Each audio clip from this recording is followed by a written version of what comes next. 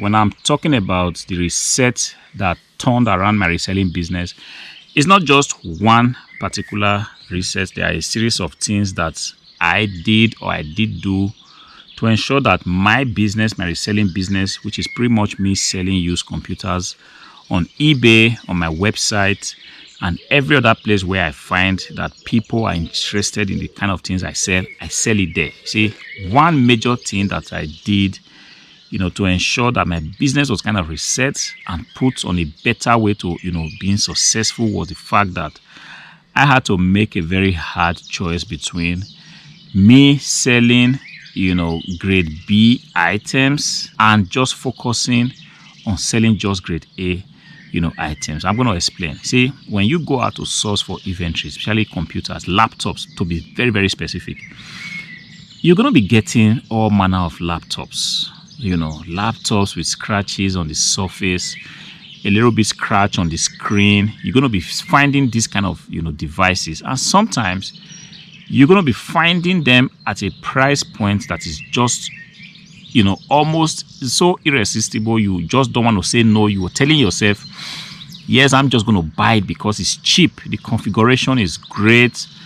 I'm going to just try to buy it because you are being offered that thing at a very cheap price. And because of that, you want to pull the trigger on the transaction. You want to buy it because you are thinking that you'll be able to sell this item. You see, a few days ago, I threw away a lot of items in my debt piles. A lot of these items were bought this way.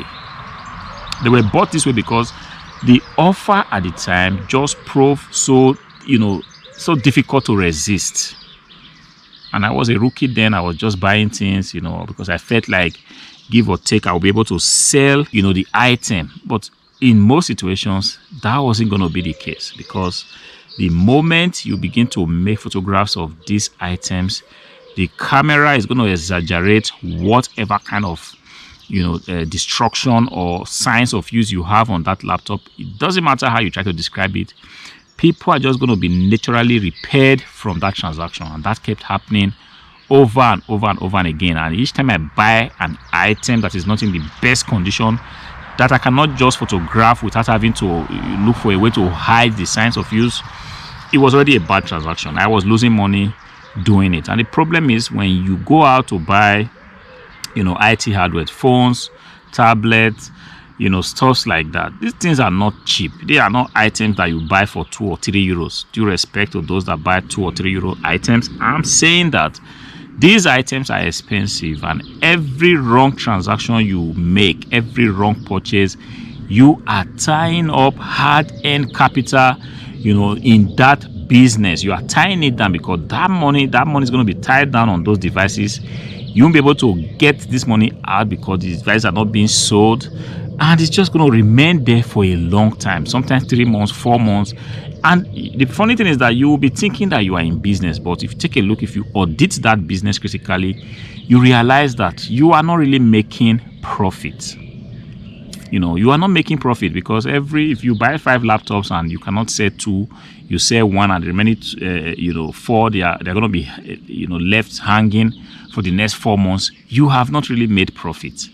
The best thing is if you have devices that you are proud to photograph, you are proud to display them, and when somebody takes a look at that device, they're not going to be turned off because of the way the device looks. They're going to be turned off because perhaps the price is not good enough. They found a better deal somewhere, or the configuration is exactly not what they want. But this is the job that you have to do as a reseller. If you can sit down and craft an offer where you are just at the intersection between the item, in this case being excellent, the price being exceptionally very, very good, the configuration also, something that can compete favorably with whatever you have already listed on the internet or eBay or wherever you plan to sell your item.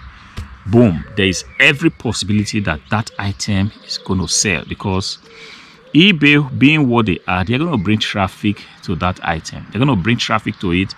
And the more eyeballs are seeing that item, as long as that item is sitting at the intersection between, good quality, good price, good configuration, it is ultimately going to sell. And that's exactly the work. When you hear people saying reselling is difficult, this is exactly what they mean.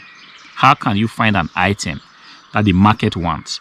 The item is in good condition. The item, has a good price. The item has the good configuration. If you sell clothing, which is the configuration in this case will be it has a good size, because not all sizes are needed in the market. There's a certain size that people naturally want to get. I don't know, if I don't sell clothing, so I don't even know what obtains there, but 5XL, 6XL, I don't think these sizes will be something that people will really want to get. But I want to imagine that 2XL, 3XL, 1XL will be sizes that the market will naturally have said, you know what, we love this size, because majority of the people you see out there on the street, they are one of these sizes. And if you can play that game in such a way that you have the price sitting directly where it should be, you have everything the way it should, the cloth is looking in good condition, you have done your due diligence to list the item properly, you have ironed it, you have done everything right, guys, I'm telling you, you are ultimately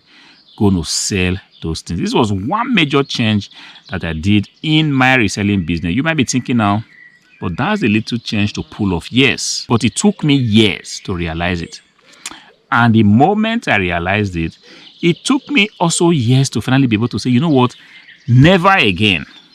No matter how interesting the offer will look, no matter how interesting or how enticing the wholesaler is trying to put me on the game and tell me, don't worry, I'm just going to load this pallet full and don't worry, I'll give you a good price, you will sell it. No, I want to get only the 10 best items that you have. If there are scratches or dents, count me out.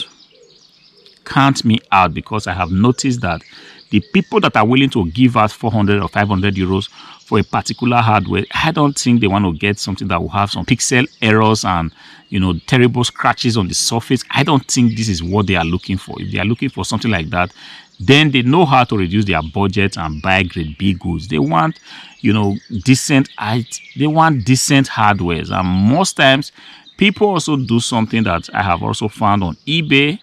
An item that has scratches here and there is not well defined, is not well described, and people go ahead and erroneously buy it, thinking that they are buying items in very good condition, only for the items to be delivered and is all full of scratches. Those items are going to be returned back to you. It makes no sense. If you think you want to deceive a buyer by presenting the best side of the particular laptop, in this case, or a desktop PC you are selling, without adequately covering the four edges, the four sides, so that whoever is seeing that offer will have a clear indication of what he or she expects. If you are in the habit of doing that, I'm telling you, I also did it. At the end of the day, it all backfired. Returns were flying from right, left, and center. At the end of the day, it just made no sense. It was all an exercise in futility. It's a change I made in my business. Let me know what kind of change took you from where you were previously in your business to the next level. I will be glad to read about it. Let us get this conversation going. We can share ideas in this way, because I also preach of networking on YouTube, on TikTok, on Instagram. Leave me comments that would see to it that I write you back. And you never can tell how we can get to do business together, or even get to share ideas. This is what social media is today. Until I see you again in the next video, peace out.